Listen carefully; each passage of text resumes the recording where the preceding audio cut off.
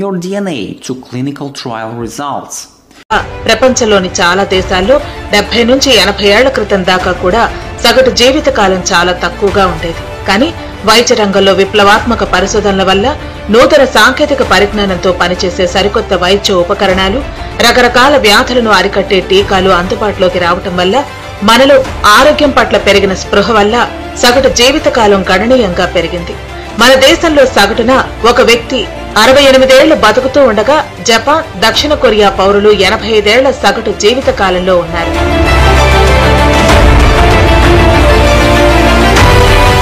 AI వల్ల 2030 నాటికి అంటే కేవలం వచ్చే 5 ఏళ్లలోనే మానవ జీవిత కాలం రెట్టింపు అవుతుందంటున్నారు సైంటిస్టులు.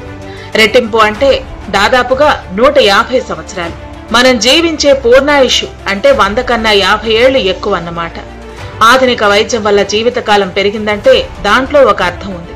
మరి కృత్రిమ మేధతో జీవితకాలం ఎలా రెట్టింపవుతుంది అంటే వేలాది పత్రాలను సైతం వేగంగా పరిశీలించి క్షణాల్లో విశ్లేషించే శక్తి ఏఐకి ఉందంటున్నారు సైంటిస్టులు. ఆ శక్తిని వినియోగించుకోవడం ద్వారా సరైన చికిత్స లేని పలు ఆరోగ్య సమస్యలకు కొత్త పరిష్కారాలను కనుగొనవచ్చని, కొన్ని సమస్యలు అసలు తలెత్తకుండా ముందు జాగ్రత్త పడొచ్చని, తద్వారా మనుషుల లైఫ్ స్పాన్ ను పెంచడం సాధ్యమని వారు ప్రతిపాదిస్తున్నారు.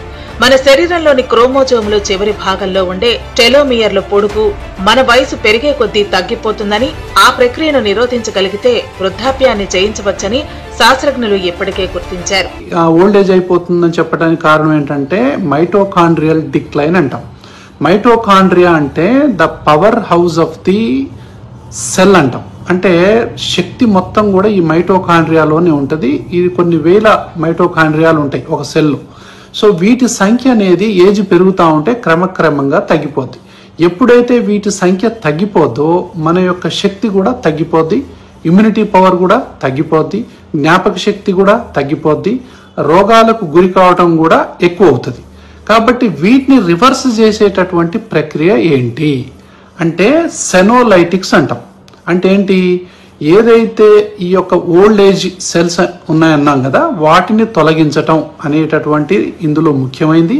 కొన్ని ఇంజెక్షన్లు, మందుల ద్వారా టెలోమియర్ల పొడుగును తగ్గించకుండా ఆపొచ్చని పరిశోధనల్లో వెల్లడైంది. కానీ వాటి వల్ల కణ విభజన అపరిమితంగా జరిగి క్యాన్సర్ కు దారితీసే ప్రమాదం ఉందని తెలిసింది.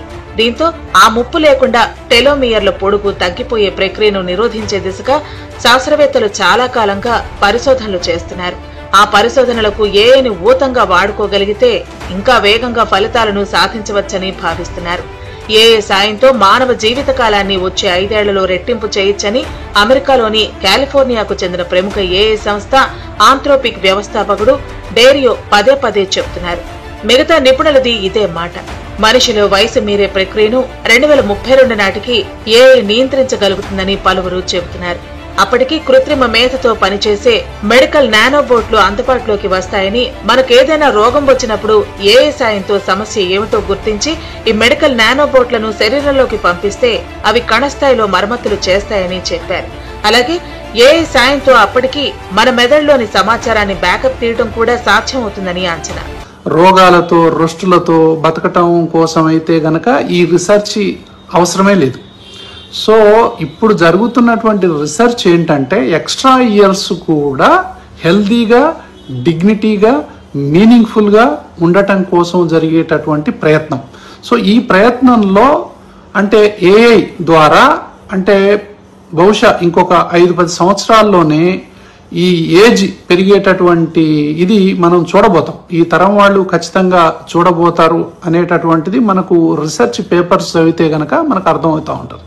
జన్యులోపాలను సరిచేయడానికి ప్రస్తుతం క్రిస్పర్ అనే జీన్ ఎడిటింగ్ టెక్నాలజీ అందుబాటులో ఉంది.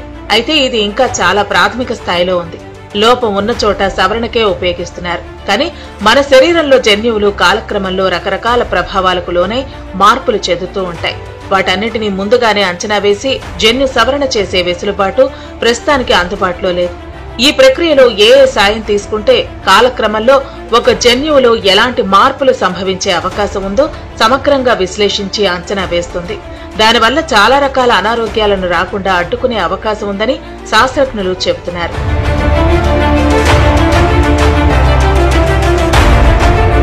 కృత్రిమ మేధ సామర్థ్యం గురించి కొందరు శాస్త్రజ్ఞులు ఆశావహ దృక్పథంతో ఆలోచిస్తుండగా మరికొందరు మాత్రం ఇంకాస్త టైం పట్టే అవకాశం ఉందంటున్నారు. అయితే 150 ఏళ్లు కాకపోయినా ఏఐ ఆధునిక ఆరోగ్య సదుపాయాల వల్ల మనిషి మరింత కాలం ఆరోగ్యంగా బతికేలా చేస్తుంది. 1824లో అమెరికా ఆయుపై వైద్య రంగాల్లో పరిశోధనలు వేగవంతం అవుతున్న నేపథ్యంలో ఇకపై 150 ఏళ్లు ఈజీగా బతికేయచ్చు.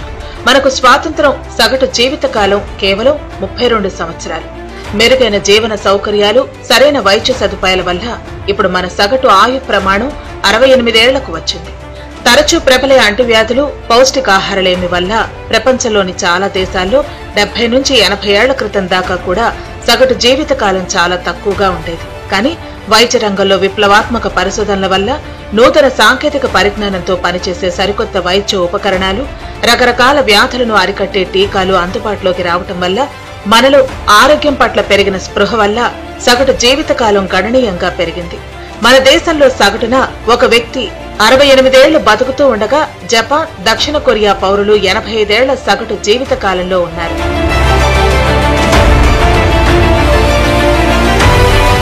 ఏఐ వల్ల 2030 నాటికి అంటే కేవలం వచ్చే 5 ఏళ్లలోనే మానవ జీవితకాలం రెట్టింపు అవుతుందంటున్నారు సైంటిస్టులు. రెట్టింపు అంటే దాదాపుగా 150 సంవత్సరాలు. మనం జీవించే పూర్ణాయుష్ అంటే 100 కన్నా 50 ఏళ్లు ఎక్కువ అన్నమాట. ఆధునిక వైద్యం వల్ల జీవితకాలం పెరిగిందంటే దాంట్లో ఒక అర్థం ఉంది. మరి కృత్రిమ మేధతో జీవితకాలం ఎలా రెట్టింపవుతుంది అంటే వేలాది పత్రాలను సైతం వేగంగా పరిశీలించి క్షణాల్లో విశ్లేషించే శక్తి ఏఐకి ఉందంటున్నారు సైంటిస్టులు.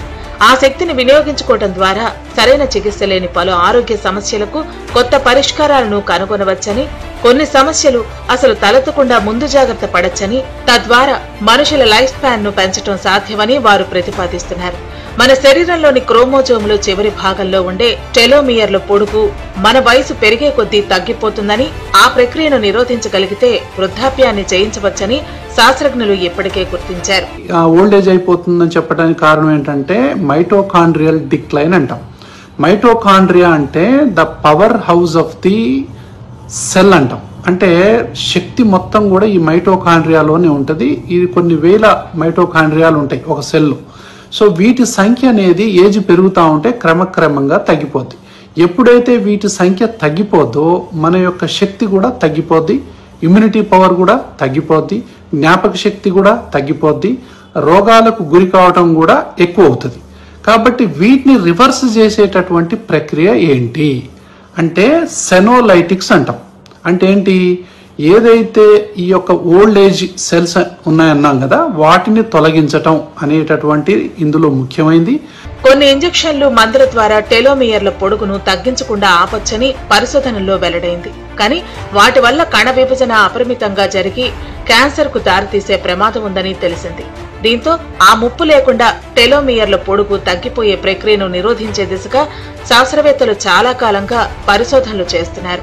ఆ పరిశోధనలకు ఏఐని ఊతంగా వాడుకోగలిగితే ఇంకా వేగంగా ఫలితాలను సాధించవచ్చని భావిస్తున్నారు.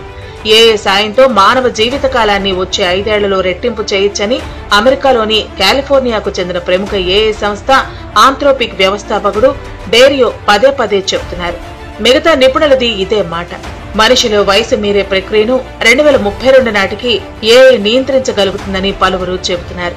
అప్పటికి కృత్రిమ మేధతో పనిచేసే మెడికల్ నానోబోట్లు అందుబాటులోకి వస్తాయని, మనకేదైనా రోగం వచ్చినప్పుడు ఏఐ సాయంతో సమస్య ఏమిటో గుర్తించి ఈ మెడికల్ నానోబోట్లను శరీరంలోకి పంపిస్తే అవి కణస్థాయిలో మరమ్మతులు చేస్తాయని చెప్పారు. అలాగే ఏఐ సాయంతో అప్పటికి మన మెదడులోని సమాచారాన్ని బ్యాకప్ తీయడం కూడా సాధ్యమవుతుందని అంచనా.